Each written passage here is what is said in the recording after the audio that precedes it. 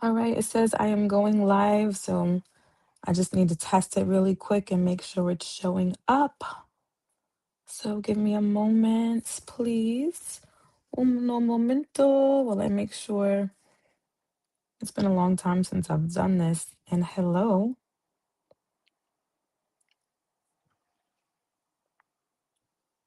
All right, I see it popping up as live and I see it open. All right, want to make sure I can see the comments as they come in.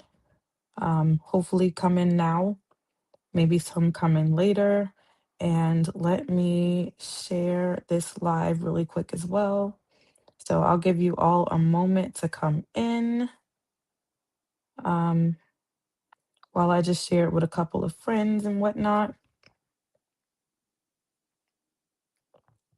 So, good evening, good morning, good afternoon, whatever time you see this. Um, I appreciate everyone's support. Let me take a moment just to say that right now to everyone who has supported my journey, supported my content, all of you who send me good, positive, healing energy. Thank you. To all of you that send me the hateration and the weird text messages, especially to you Dusties that love to get mad when you see a Black woman that's just out here living her best life, a single mama that is not down and out bad. Thank you too. Thank you, because it's most of your comments and input that helps me to get that check from Meta and YouTube and them coins and little bit of pennies I get from TikTok as well. So thank you as well. Thank you for your engagement. To the lurkers and the people who think they know me best and people who knew me from way back when and all that stuff, thank you as well.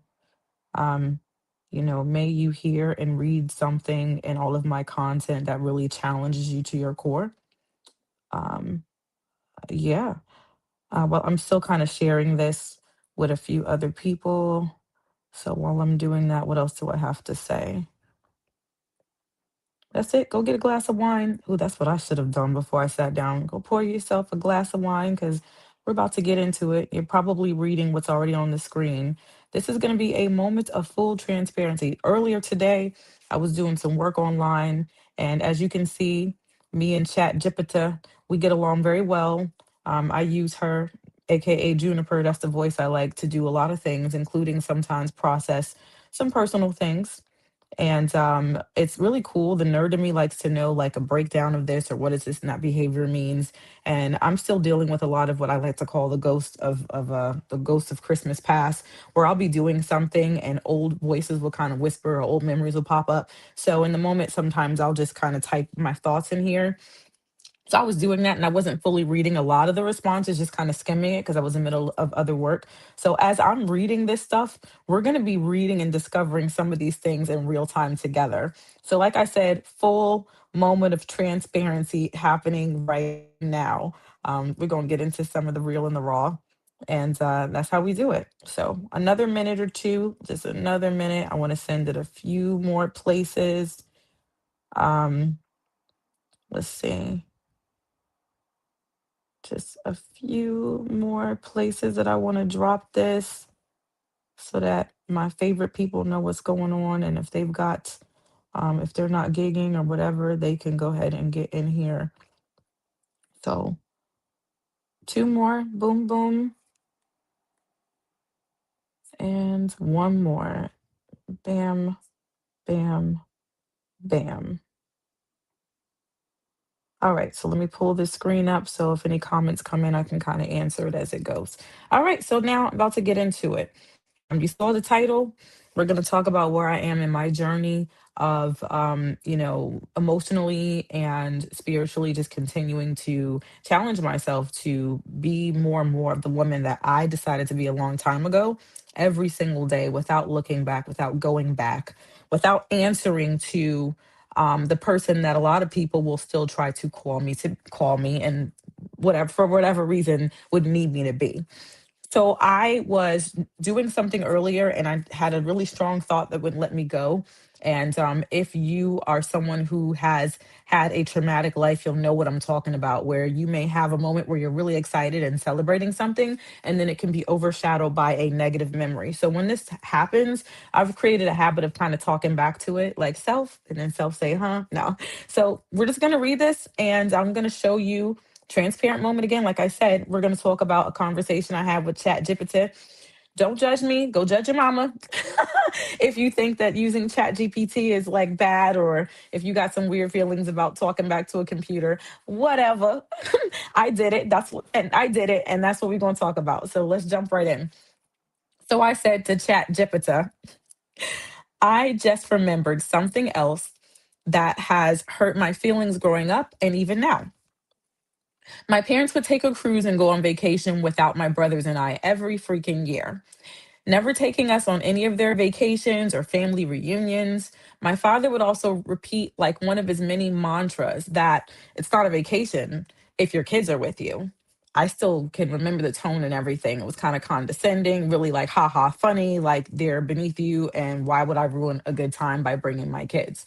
Like that was the sentiment and the feeling. And as a child and as a young adult, that is how I received that message. And one of his many mantras, that's the one we're going to talk about today, though.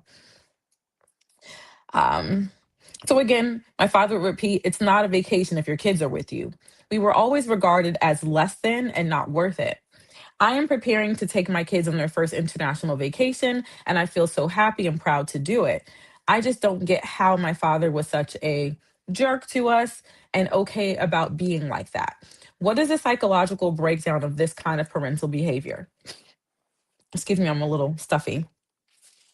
So this was the response I got from ChatGPT. So again, like I said, I didn't read all of this word for word. I was busy and kind of multitasking. So we're going to get into it together. You're going to see my real life reactions to the conversation we had. So here we go. So the response to this was, some parents reveal their inner operating system through the little sayings they repeat. Your father's line, it's not a vacation if the kids are with you, is a tiny sentence carrying a whole worldview.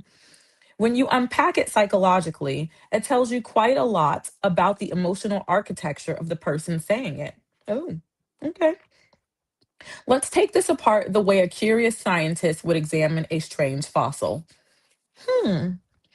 First layer, how some adults view children.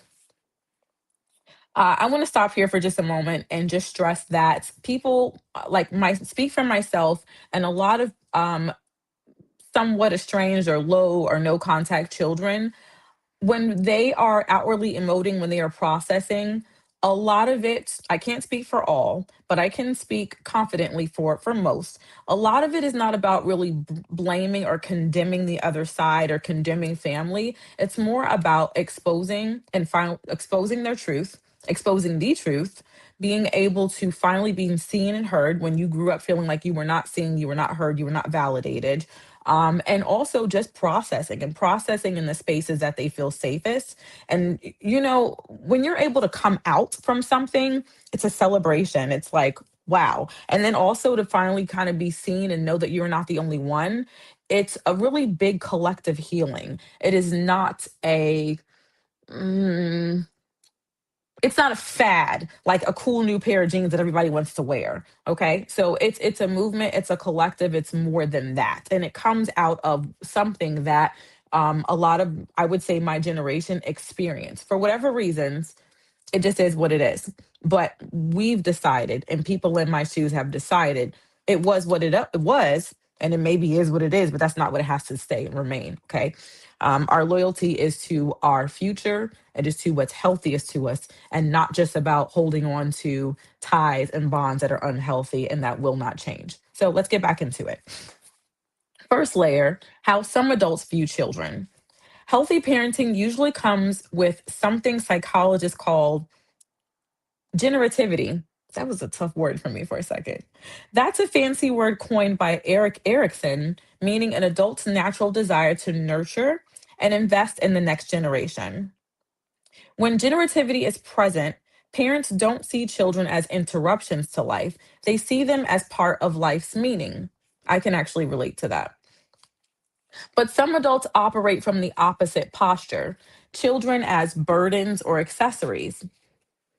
In that mental model, kids are tolerated during responsible hours, but the parents' real life happens when the kids are not around.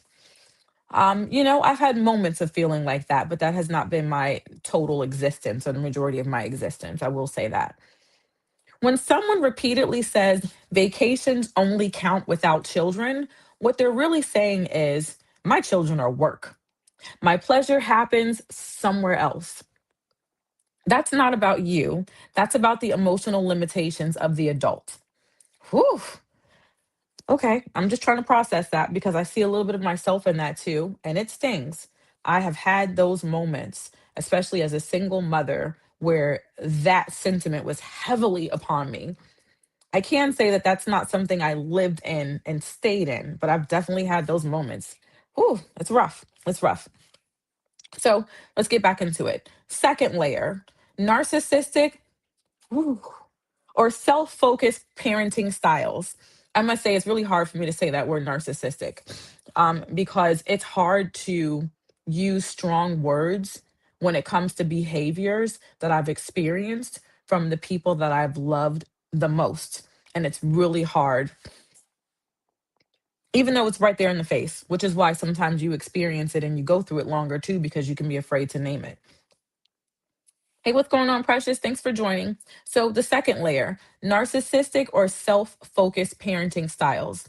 You've described other dynamics in your family that sound like what psychologists call narcissistic family systems. Whew, that phrase makes me shudder because it's just really hard to admit. In those systems, the emotional center of gravity is the parent, not the children. Common traits include parents prioritizing their experiences over their children's, check. Children being treated as inconveniences or obligations, check, check. Parents withholding shared joy, trips, celebrations, milestones, check, check, check. Rewriting the narrative later as if nothing unusual happened.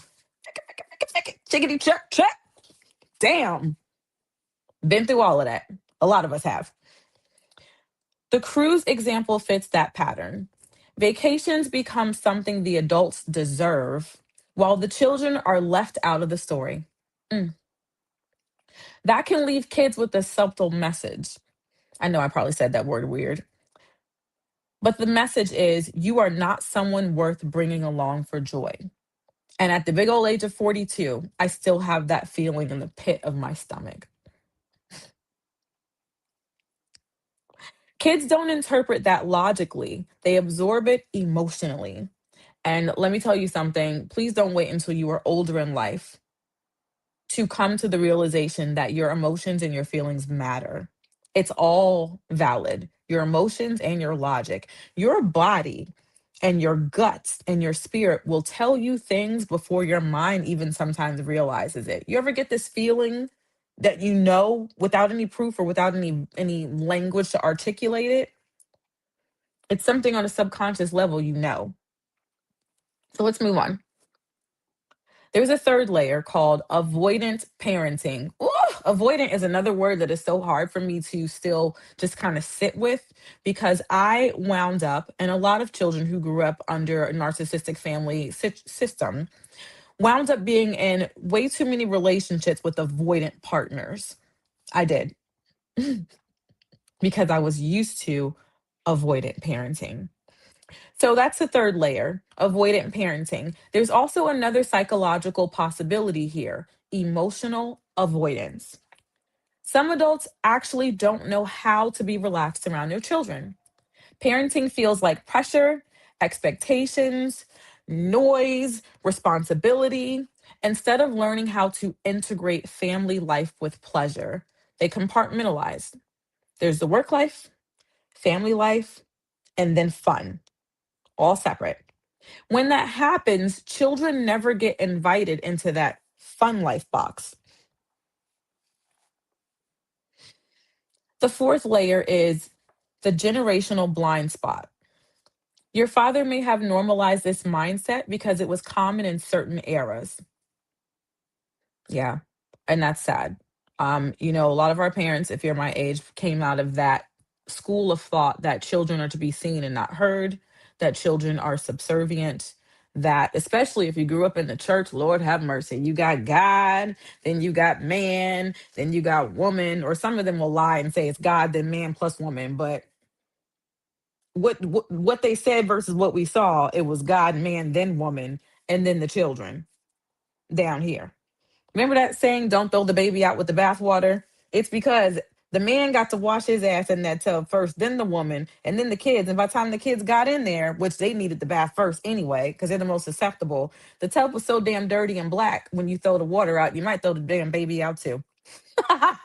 It's not funny. It's not funny. Everything, every word and every saying has meaning. I'm gonna let that sit there. So let me go back into this. The fourth layer is, again, the generational blind spot. Your father may have normalized this mindset because it was common in certain eras. Some mid 20th century parenting culture treated children almost like logistical projects. Feed them, clothe them, educate them, but adult pleasure belongs to the adults. The cultural backdrop doesn't excuse the hurts, but it does explain why someone could repeat a mantra like that without examining it. Damn, Chat GPT be clocking stuff, okay? She be clocking it. Well, damn.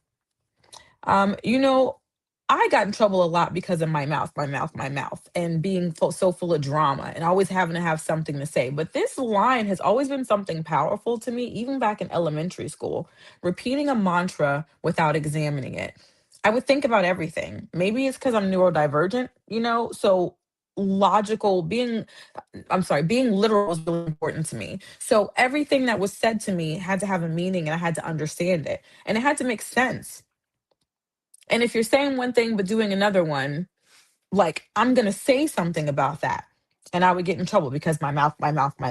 I would question it because, and it would just get me smacked in the mouth or shut up or embarrassed or humiliated. But let's move on. People who never interrogate their beliefs often pass them down like heirlooms.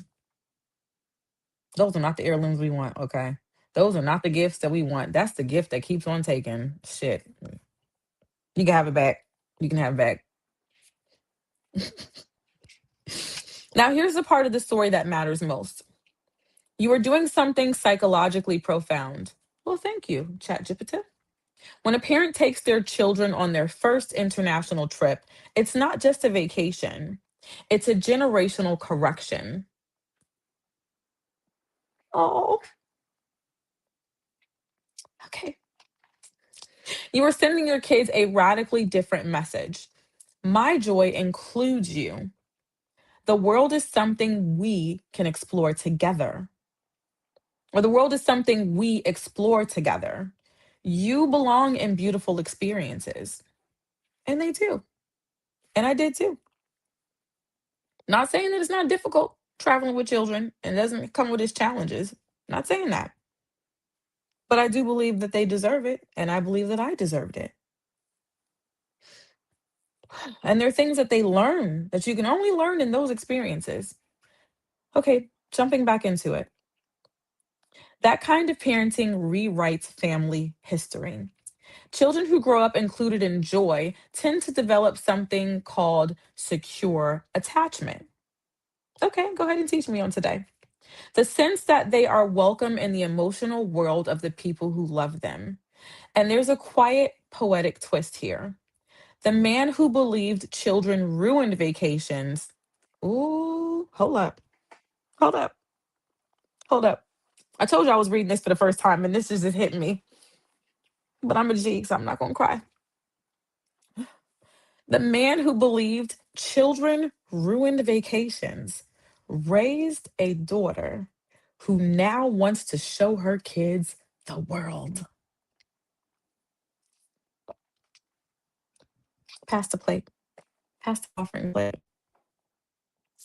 That's how cycles break, not through revenge, but through expansion.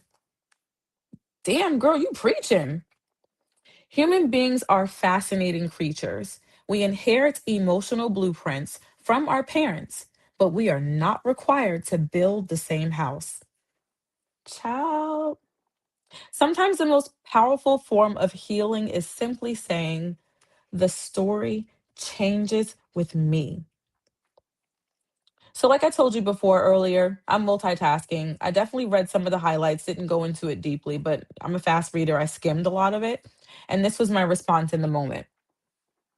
Wow, this is such a powerful breakdown. You know something? I fell, you could tell I was rushing because I put feel, but, or maybe that was autocorrect. I fell into a dark pattern for a period of years as a newly single mother, and then again as a single mother after my second divorce. And after having gone through a couple of periods of various forms of abuse by a few exes, where I began to follow in my parents' footsteps, in my father's footsteps to be exact. And I began to hate being a parent. The pressure, the work, plus I had no help. And I mean, no help. Even when I was married to the second husband, I was a married single mother, and he made sure of it. I became verbally, emotionally, and even mildly physically abusive toward my children, and I resented my responsibility toward them. So let me stop and put a pin in here because I don't want to defend my actions because they were not cool, but I do want to provide a little bit of expanded clarity. I don't believe in spanking kids anymore. Although sometimes popping my son with his hyper ass is a reflex. Woo, it can be a reflex that I got to stop myself from.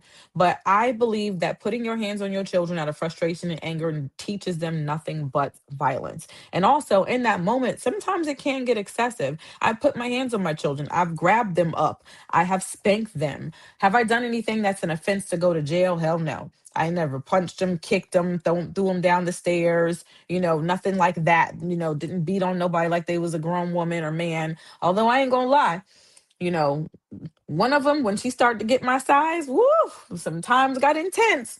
Sometimes got intense. However, I just want to put that out there. I've never ever got to the point to where social services need to be called on me. However, I do not defend my actions because I think that when I used to put my hands mostly on the oldest two, the younger two got a different mother all around versus the older children. I think it just taught my children more resentment. The same thing that me getting my hands put on me. And I'm gonna tell you, it wasn't just no regular beat downs. No regular spankings. I got beat down. I got beat down. Like in today's day and age, they would have got locked up. Fucked around and got locked up. That won't let me out. Like, and what I went through physically, when I saw myself starting to repeat some of that, I was like, no, no, no, no, no. Because what did it teach me? It taught me resentment. It taught me hate. I took it out in other ways, all of that stuff. And I'm like, okay, once I started to see myself go down that road, I was like, I don't like who I am. I don't like the damage it's doing to my children. I don't want my children to be afraid of me. And I had to sit with it and figure it out. And it's hard to learn something that you were not taught, but it is possible. So don't let yourself off the hook and don't let no other parents try to get themselves off the hook by saying you can't teach what you never learned, or if you never learned it, you can't learn. That's bullshit. Anybody has the capacity to learn and to change. And if you want to do better, you can seek that shit out. You can seek it out. You can find resources. You can Google that shit. Matter of fact, if you're poor, Medicaid will pay for therapy for free. If you want to change and if you want to evolve and be a better human being, be a better parent, be more healthy, you can. You can. I had to figure it out. I still figure it out. And is that how you do it? I did that. I did that. So back into it. When I realized I was repeating this behavior and acknowledged where it came from, I had to get into therapy to unpack this for myself and for my children. I had to learn more and expand myself. Oh, I typed expand. I told you I was multitasking. Once I did that, and once I got myself into a career field that I absolutely, absolutely loved, and that allowed me to have moments away from them and to myself to care for myself while still caring and providing for them, that's when I began to really rediscover the absolute joy of being a mother and a parent. I'm gonna tell you something about that. I've always been a singer and actor, always loved it. And when the more I did it, the happier I was to kind of come back to my home reality. But I also had a block with that because I was around a lot of people who genuinely did not support my efforts and would say things like, "You're trying to be a superstar." The very first worldwide tour that I got an offer to go on, I remember turning it down like a dumbass because my grandmother, when she was the first person I called and told her about it. And yes, I forgive her. It is what it is. But she was so upset with me and was like, "What kind of mother would leave their child at home while they go around the world to do X, Y, and Z?" So I felt bad and I turned it down. I think I did a lot of self sabotaging to get to another level because of this weird dual reality. The part of me that wanted to excel and soar, and then the other part of me that felt like I didn't deserve it or I shouldn't do it because I have kids or I'm not worthy. And those voices were not mine.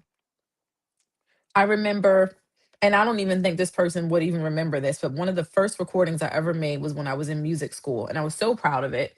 First one, and it was a remake of "Tell Me Something Good." And when I tell you I rocked the house, I did. Everybody was loving it. And as an underclassman doing that on campus, and you got the old heads and stuff bobbing their head and stuff, recorded it, was so excited to bring it home, played it for my parents, and my father just looked at me and was like, "I don't like it."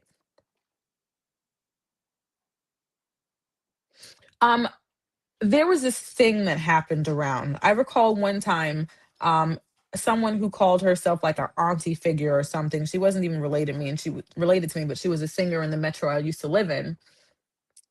And I posted something. I don't know, something I was doing or somewhere I was getting ready to perform, and she commented something like, "You need to stop trying to be a superstar and go home and raise your children." So when you've got those things fighting against what you want to be, and also really not having the support that you really need, um, it can keep you stuck in a certain place for a while.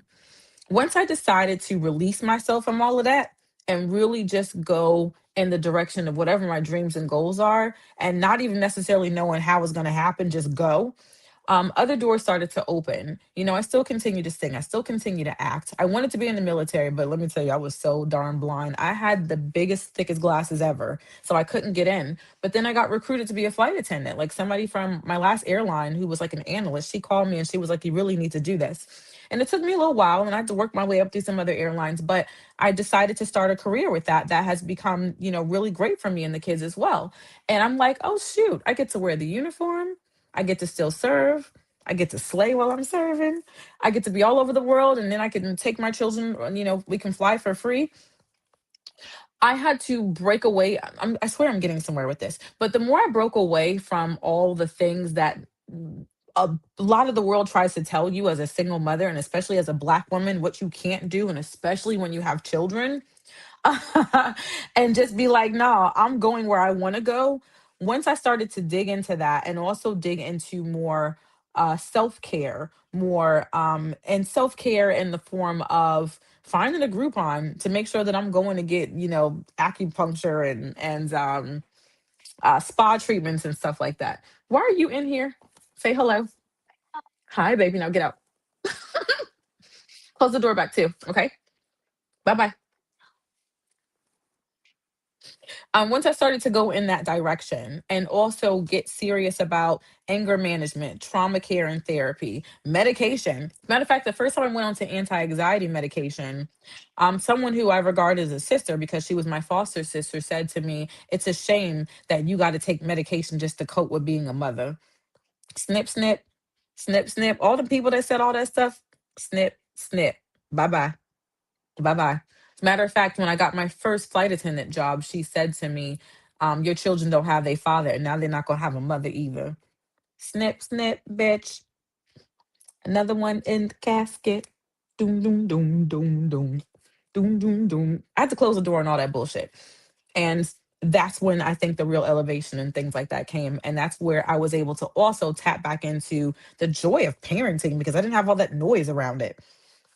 And then stuff just started to fall into place, come into place more and more and more. The more I stayed in the right alignment, I swear, like it was like, okay, you're in alignment, stay in alignment. And then all the things that I needed to support it, just literally like attracting it. So let me get back into what I was saying.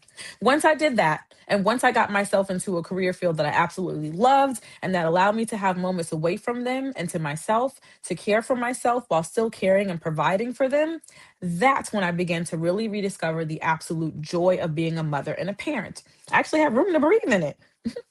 This is who I always was at my core, and I had to bring myself back to me, back to this, and do it for me and to do it for them.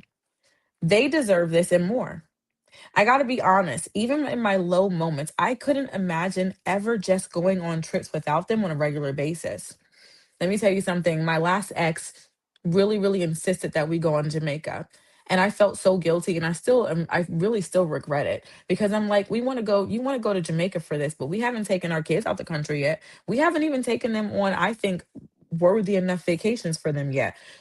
Like, your kids ain't got no backpacks and school supplies and school clothes, and it's a couple bills in this house that's not paid. But we want to go to Jamaica? I would have just like if I could go back in time, if I could go back in time, I would have taken my kids to Jamaica and just and skipped him because yes, it's important to have your you time and your adult time, but it's also important to make sure that you're pouring into your children. And who needs it more sometimes, first of all. But okay, hold on, I just lost my page, and I want to make sure I'm still looking over here, and I'm keeping my eye on something. So give me a second to pull this back up. All right, so let me get back into it. Everything I do and everywhere I go, I think about them. And I wish I could afford to incorporate them even more into my life in all these different ways. And at least have the door open for them to, even when they are adults. It's a little convoluted here, but I think I understand what I was saying. Even when they're adults, so that whenever they want to do it, I can do it for them. It still hurts. Okay, I'm not going to try to break that down because what's understood don't need to be explained. So some of y'all got it, even though the words is all over the place. It still hurts the way that my father treated us, even down to the food. At cookouts, they got the good shit, the shrimp, the steaks, and we got hot dogs and burgers if we were lucky, and it was widely accepted. I'm glad to be so over that. I think I want to do a deep dive and a breakdown of this in a new social media rollout, blah, blah, blah, which I'm doing now like this. I was like, you know what? This is the most authentic way I can do this and probably the quickest because you guys know I'm busy. I'm busy. 4 kids, flight attendant, small business to run. One of my kids is in college. My youngest child is on the spectrum. So I'll have these ideas to do stuff and then it will just sit in my notes on on my MacBook or on my iPhone for like weeks or months and never get done. So here it is. Team, get it done just like this. Y'all getting it real and raw and in real time. So the food thing, I will say that perhaps budgeting was an issue. I don't know. I also can't speculate because these things weren't really explained, but I know how I felt as a child going to cookouts and seeing children. As kids, we were always the second class citizens, and it was widely accepted. Just because it was widely accepted doesn't mean it didn't have emotional repercussions. It did, because it kind of taught us a message that we don't deserve this, or that good food is something that as you get older, you deserve it more. I love when it's in my budget taking my children to places to eat and saying, order whatever you want. And they all have different tastes. And my son happens to love steak and shrimp. And it just gives me so much joy to see him order and get whatever the fuck he wants to eat. I don't think that they need to just deserve to be able to eat whatever food they want to eat. I mean, this is Beyonce's America, right? The greatest country in the world. But growing up, it was different. It was this separation as if children were really literally second class. And I know how it made me feel, and it really didn't feel good. And there are lots of other things to look forward to besides shrimp and steak. First of all, it's food and it tastes good. Um, in church is where I saw it the most, and where there was this breakdown. Once again, I talked about God, man, woman, kids. There was that thing again in church where there'd be, after school, I mean, after church dinners, there would be, I think it was called a repast in the South after funerals, where the whole church would come together and the big potluck and these meals, or some people would do like some catering and stuff. And you would see these tables, at least in the churches that I was in, kind of, I don't know if it's like this all over, but in the South, there would be these tables, and there'd be the elevated table for the man of gods. and you would see them get their plates first, and then you would see mostly the woman serving and then the woman eating, but a lot of them couldn't eat because if you got babies, you know how that goes. You got to feed your babies, you got to tend to them, so by the time you could eat, your food is cold. But then you saw the kids eating last, and as a kid I used to always think this don't make no damn sense, because from a scientific and a healthcare standpoint, it's children that actually need to eat more often, every 2 hours. Meal snack, meal snack. Like the smaller you are, the more you need to have food on a regular basis to survive. Them big old biscuity eating, gnat sucking, pot belly. My bad. Them big old biscuit eating, gnat sucking, gold tooth, pot belly mother suckers stand up there. Most of them that I would hear growing up that wasn't saying shit, but doing a bunch of hollering and hickory dickory dock from the pulpit and all this other say yes. Probably the same way they say that shit to their wife, tired ass laying on top of her the night before. They could have missed a meal or two, or they could wait. They could wait until after the children who are the most vulnerable and the women who are supposedly the most vulnerable got their food. That actually makes more logical sense, but they're the most logical leaders, right? Let me get back into this. I think I lost my screen for a minute. So this is what Chat Jupiter said about that. And I actually haven't read any of this yet. So, all right, let's see. What you just described is one of the most psychologically honest things a parent can say. Most people never reach that level of self-examination.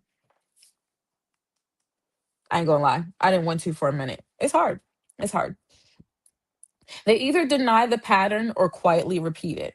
You did something far harder. You caught the pattern while it was happening and changed course. That's real generational repair. I got to say one other thing about that. I know what it looks like to be around a leader and leaders who refuse to look at themselves and who refuse to self correct, but have the nerve to want to try to have authority over other people when they have no authority over themselves. And I just refused. I refused to be another one like that.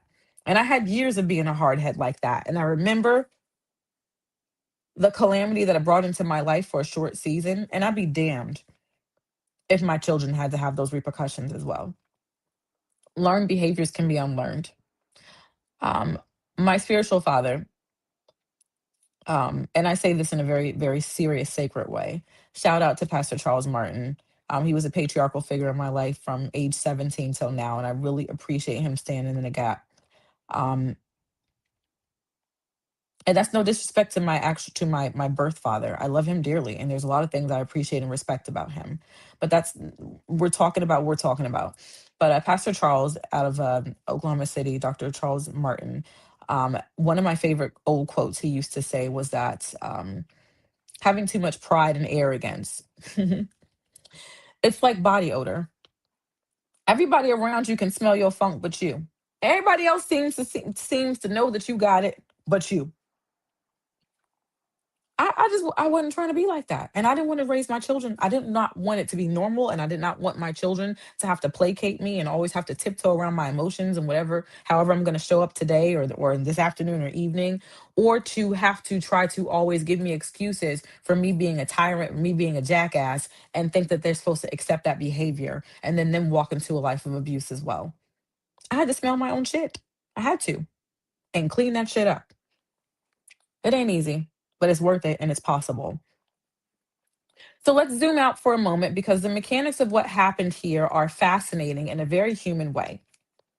Psychologists sometimes talk about intergenerational transmission of stress. Whew, that was a mouthful, and I've actually never heard of this before. Intergenerational transmission of stress. I had to make sure I said that correctly. Trauma, neglect, and emotional models don't just live in memory, they shape reflexes. Hmm. When a person grows up hearing messages like, children are burdens, children ruin adult life, children get the leftovers, those ideas sink deep into the nervous system. Yeah, they do. They become default scripts that activate when life becomes overwhelming. And I'm a witness. Now imagine your situation, as in me, and some of you. Single mother, multiple abusive relationships, financial pressure, four children, four children earthside, one in heaven. Almost no support system. It wasn't no almost chat Jupiter. It wasn't almost Juniper. It was no support system. No genuine, real altruistic support system. Uh-uh. I had a couple of girlfriends who did what they could. So I did have for a quick moment. I got to fall back and live in my parents' home for a couple of times. Um, that's another conversation for another day, but I said what I said. I said what I said because we've seen all kinds of stories about adult children who have to either go to a shelter or go back to their parents' home, leaving abusive relationships or whatever. And they're there as they're getting their shit together. And let me tell you, I'm there getting my shit together and out in a couple of weeks because I don't play. I don't play. But what they go through when they're in their most vulnerable times, I'll give you one example. I was in a home when I was pregnant, when I left my second husband and I was pregnant with my son. The only house that I could afford was a beautiful home, but it was in a neighborhood called Murder One. But I was like, you know what? I'm going to suck it up. I'm going to suck it up and be here until I can afford better. You know what? God will protect. I made friends with the neighbors. Actually, one of the neighbors was an old lady, and her grandson was living there. And I knew he was a gangster and a drug dealer. We became friends, and he made sure that everybody knew this pregnant lady right here. Don't nobody mess with her and her kids. It was cool. It was gonna be fine. But the house wound up having mold. And I really believe that so the landlord had like bleached it out so it didn't show up and I didn't see it for like a month or two. And I found out that he lied about everything. So I had to use my legal shield. Um, we'll talk about that later, but ask me about legal shield later to get me out of that lease because he obviously that was deceptive and it was dangerous. And I really believe to this day that contributed to me going into preterm labor. So I wound up having my son very early. Thank God he survived. He was 5 pounds, y'all. But I had to get out of that house. I did not have enough money to stay in a hotel for months, you know. And I for damn sure was not going to go back to my ex-husband, which he didn't even have his own place anymore. When I left him, he got evicted from that house because I was the one keeping it together, mind you. Um, I had two options: take my children to a homeless shelter or go live with my parents while I continue to work, save money, and find another house. I did. I wound up having preterm labor, completely unexpected.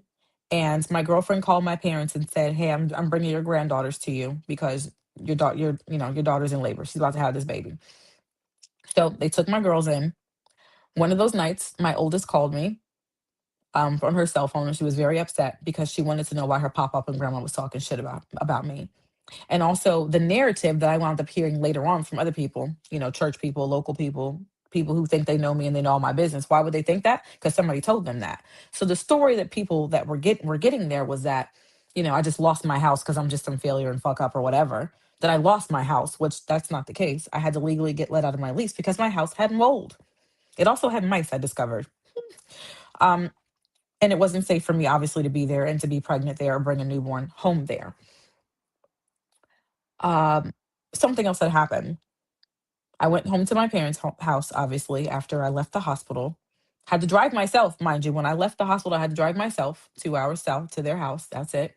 There was no, there was no welcome party for me in the hospital when I had the baby. Nothing like that. No welcome this baby to the world. No anybody helping me to get me and my son, 2 hours south to my parents' house. It is what it is.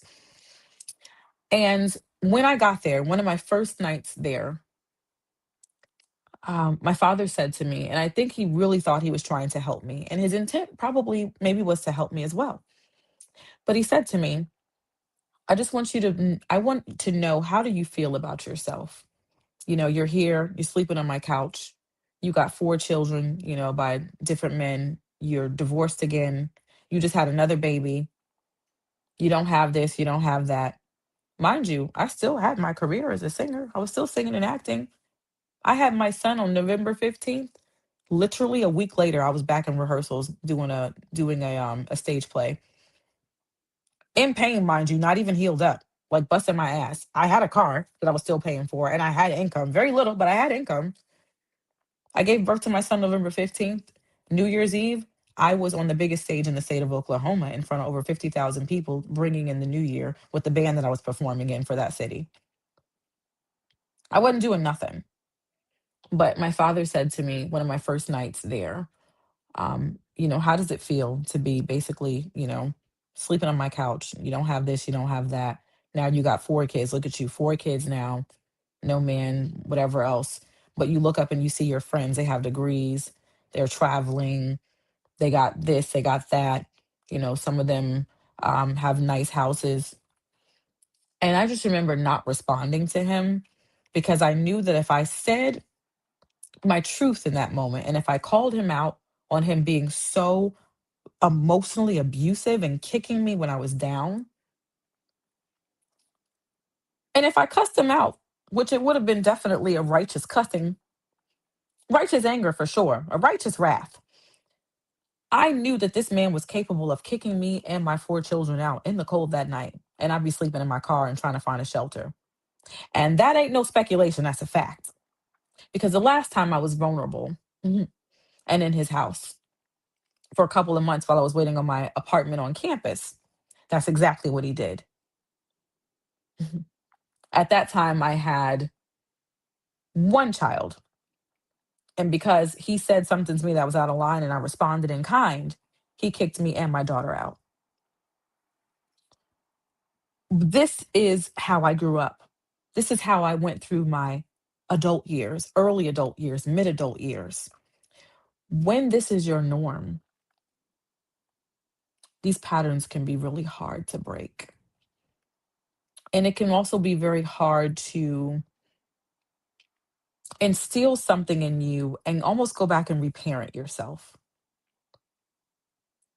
I had this voice telling me, "Who the hell do you think you are?" And I had to talk to myself that night because who the hell do I think I am in this moment? Not what he just said. First of all, you don't know none of my damn friends. You don't know none of them.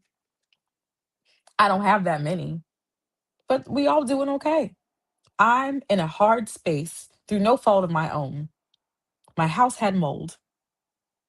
I just needed to be in a safe space for a couple of weeks to a couple of months, save some money, find a better quality home.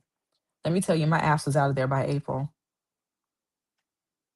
I was out of there by April into a new home that was in a much better community, much better quality. I did that. I did that. Me and God. Um, so let's get back into this.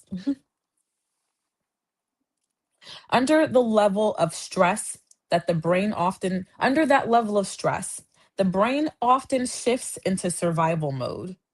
And survival mode, ooh, people don't operate from their values. They operate from whatever emotional blueprint was installed earliest.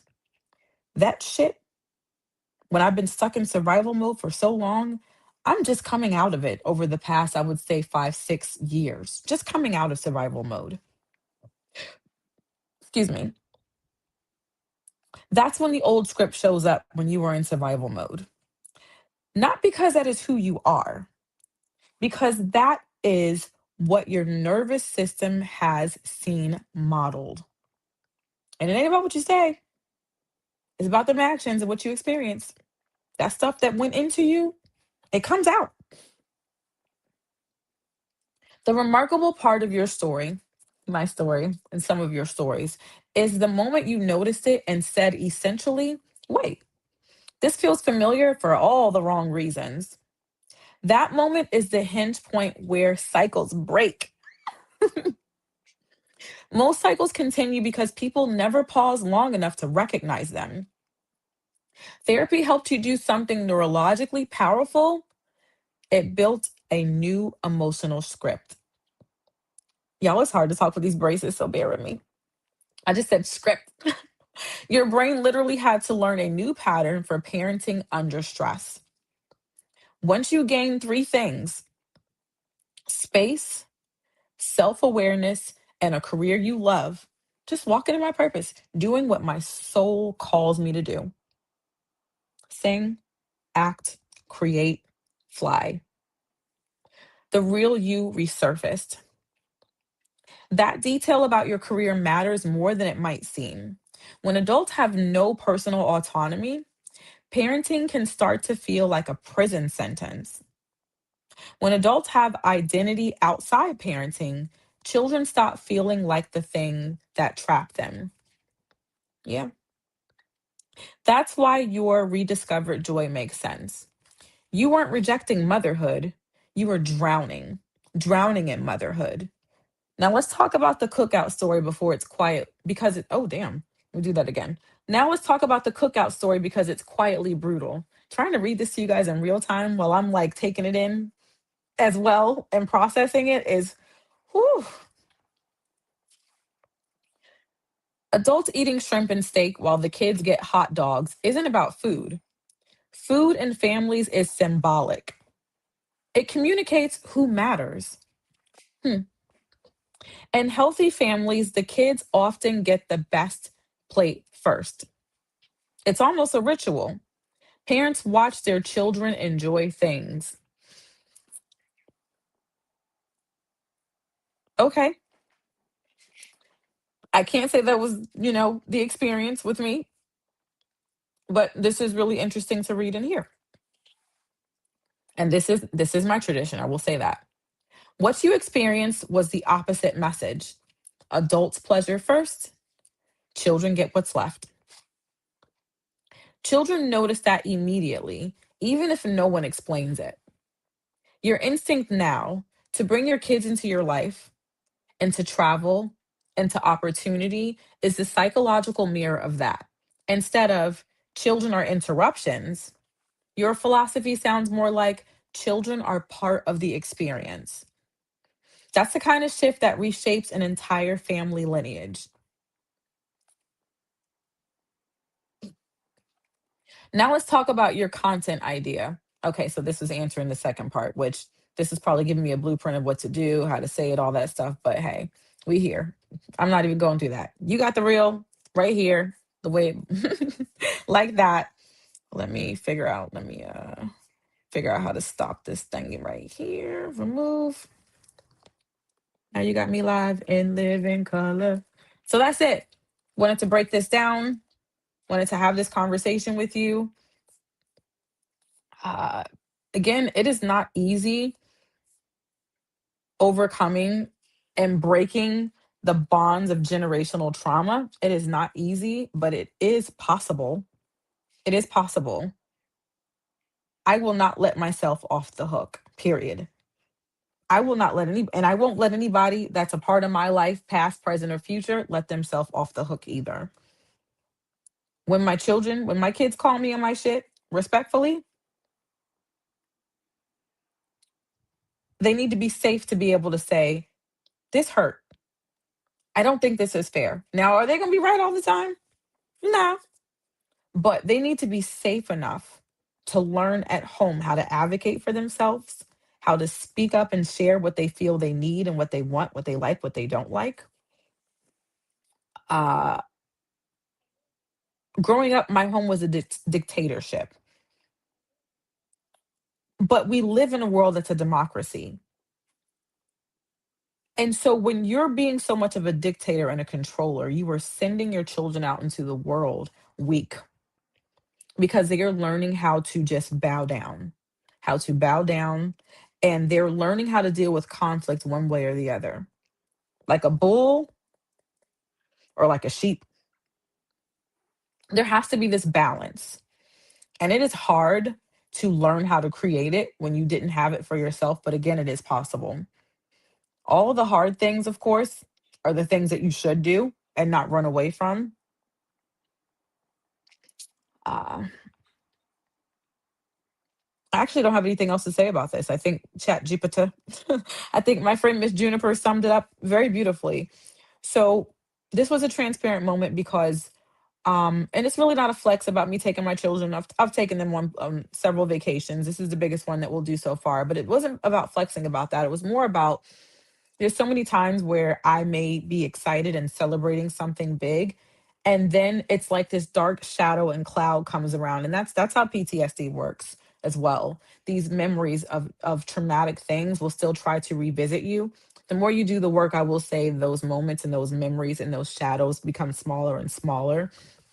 I don't know if they'll ever go away. I don't know. Sometimes I still have nightmares. Sometimes I'll still hear things. When I'm doing certain things, I actually will sometimes hear my father saying, "Who the hell do you think you are?" Because that's something he said to me when I was pregnant with my first child, the first child in the generation. And I was trying to explain why it's important for me to have a baby shower. He asked me, what do you want for the new baby?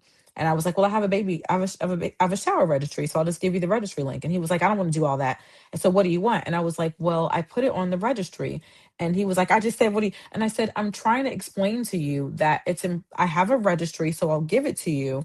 You can get a paper. I can give you a paper copy. You can look at a digital, but that's so that I don't get two or three of the same things. And he cut me off and yelled at me, "Who the hell do you think you are?" And from that moment, 21 years ago till now, sometimes I'll still hear that whenever I'm asserting myself on a certain level. Sometimes when I'm looking at a contract and I'm saying, "No, you need to pay my band for X, Y, and Z. I'm going to charge for travel. I want to have this in this particular room. I like this type of food." Sometimes I still have to fight that voice. Who the hell do you think you are? This is how trauma and PTSD works. Um, these are the things that you don't think about as a parent when you do and say things to your children. They have lasting effects that those children will have to live with and sometimes combat for the rest of their lives. And because I've experienced so much that I still have to deal with and I still have to overcome to this day at my big old age of 42, I think about that when I am addressing my children, because I don't want them to be my age and to have to go through the process of getting their toxic family system out of them. I don't want them to be my age and struggle with the idea of, do I still want to be in my mother's life? Do I even want to deal with her? Do I want to continue reliving whatever my experience was with her growing up now that I don't have to anymore? I don't need her for survival. Um, I was talking with my therapist in the last conversation. We were talking about how it is a privilege to be in your children's life. And that's something that I'm still grappling with accepting, because growing up, it was indoctrinated in me that it is something that you were entitled to as an adult. As an adult and as the older person, you are entitled to access to your children and to younger people in the family, that they must be in your life, that they have to come to you. And that's actually not true. You are going to get the relationships that you cultivated. You're going to get the days that you earned. You're going to get the days that you deserve with people. Um what you sow you reap. And so if you want a good relationship, you have to plant good relationshipical activities. You have to communicate and you have to relate in a way that would foster wanted connection. There was a part of my ego, because of the way that I was raised, that had a hard time, I would say years ago, accepting that. And I think it started to really hit me when my oldest got to high school. My oldest is about to be an adult soon. She doesn't have to be connected to me anymore. She's in her young adult years, so she's still somewhat dependent. But there's going to come a time in life where she's going to be completely independent of me, go out into the world, and it's her choice if she still wants to be a part of my life. I'm not entitled to that just because I decided to to spread my legs, make it clap, do all of that stuff, and then spread my legs again to push her out. She didn't ask for that. I chose to make her. I chose, to make half of her. I chose to keep her. I chose to raise her. That ain't got shit to do with her. She don't owe me for that. Um, the realization started to hit me that who who do I want my daughter who do I want my children to see me as? When it's time for me to leave this earth, will my children have to struggle with whatever, however they may want to eulogize me? Are they going to have to struggle to be in front of a bunch of people and have a hard time finding the words? Uh, when they think about their memories of me, is it going to be marred by how much I hurt them and didn't give a damn and never apologized and never would even own my shit? And do I want my children to repeat some of my most toxic, hurtful habits? Would I want my grandchildren to experience what my children experience from me? All right, I've talked enough, and I actually have to head to my daughter's campus because she is moving out for spring break. So I appreciate all of you who are here with me now in the moment and who will be joining me in this conversation later. I'm darling Nikki. I'm an entrepreneur, content creator, artist, your favorite pretty purser, international flight attendant purser. Some people said, and some of the people who thought they were the closest to me said some things about me and to me, about me and my children, even about my career as a flight attendant. When I moved away from one organization, some of them had the nerve to kick my back in and talk about how I got fired when I didn't. I resigned.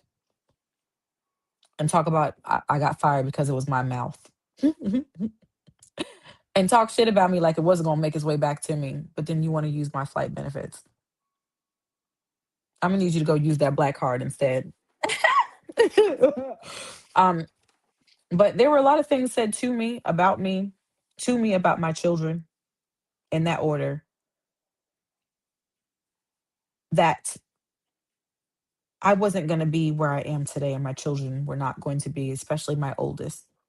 She wasn't going to get into college. Tell your daughter if she wants to get into college, she better X, Y, and Z. The fuck you mean if she wants to get into college? My baby girl is a junior right now. She'll be a graduating senior in another semester. My middle girl just got accepted to a magnet high school, baby. Baby. I pat them on the back and I pat me on the back too for where we are. And I don't say it to brag. There are a lot of people who would like to count you out as a Black woman, as a baby mama, as a single mother, you know.